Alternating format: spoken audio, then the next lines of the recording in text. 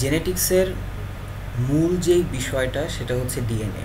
Mainly ডিএনএকে কেন্দ্র করেই জেনেটিক্সের বিভিন্ন ধরনের যত কাজ হচ্ছে সব কিছু।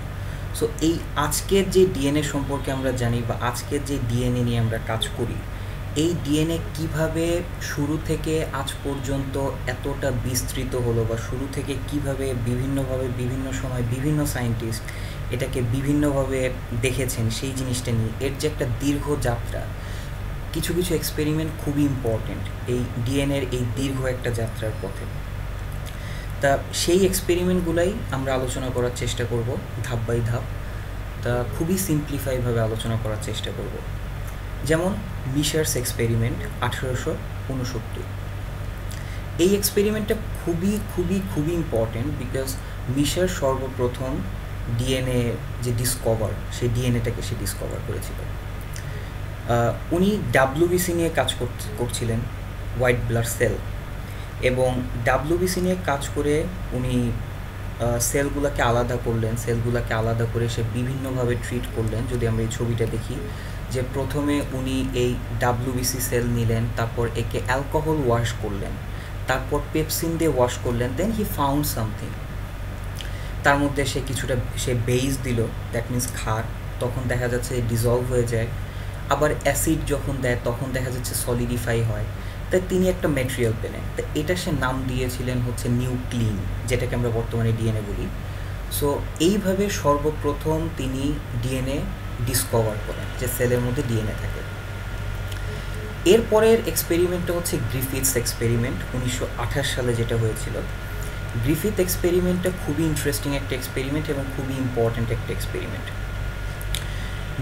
উনি যে কাজটা করেছিলেন সেটা হচ্ছে নিউমোকক্কাস। সেই নিউমোকক্কাস ব্যাকটেরিয়ার দুইটা স্ট্রেন তিনি নিয়েছিলেন, একটা হচ্ছে এস স্ট্রেইন বা ভাইরুলেন্ট, এবং আরেকটা হচ্ছে আর স্ট্রেইন বা নন ভাইরুলেন্ট। তা উনি যখন এস স্ট্রেইনের যে নিউমোকক্কাস, একে যখন সে মাউসের মধ্যে ইনজেকশনের মাধ্যমে ইনজেক্টেড করেছিলেন, তখন দেখা যাচ্ছিল যে মাউসটা মারা যায়। আবার যখন নন ভাইরুলেন্ট স্ট্রেন উনি ইনজেক্ট করেন, তখন দেখা যায় মাউসের কোনো এফেক্ট পড়ে না, দ্যাট মিনস মাউস বেঁচে ছিল। এই যে এস স্ট্রেইন বা কিলার স্ট্রেইন বা ভাইরুলেন্ট স্ট্রেইন, একে তারপর উনি হিট দেন। হিট দিলে যেই জিনিসটা হয়, যে হিট দেওয়ার পর এরপর যখন উনি এটাকে মাউসের মধ্যে এরপর যখন তিনি মাউসের মধ্যে ইনজেক্টেড করেন, তখন দেখা যায় মাউসটা বেঁচে থাকে।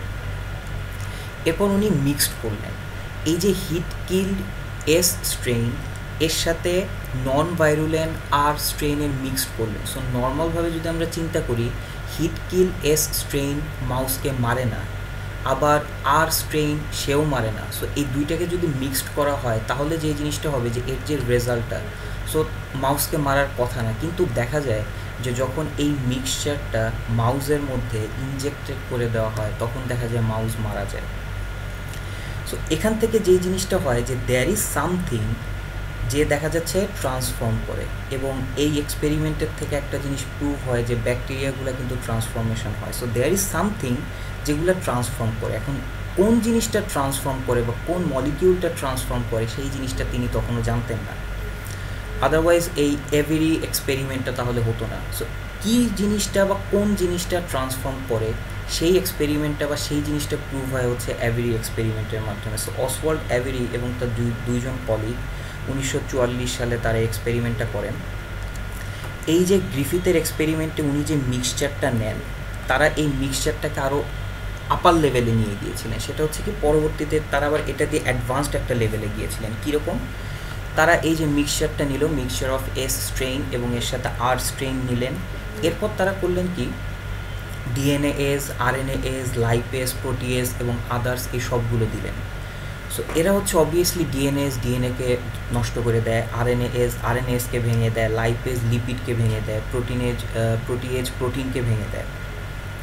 সো আসলে কোন জিনিসটা ট্রান্সফর্ম করে, তা দেখা গেল হচ্ছে কি, যে এই এস স্ট্রেইন এবং আর স্ট্রেইন এরা একসাথে হলে মাউসকে মারবে, আমরা গ্রিফিথের এক্সপেরিমেন্টের থেকেই দেখলাম।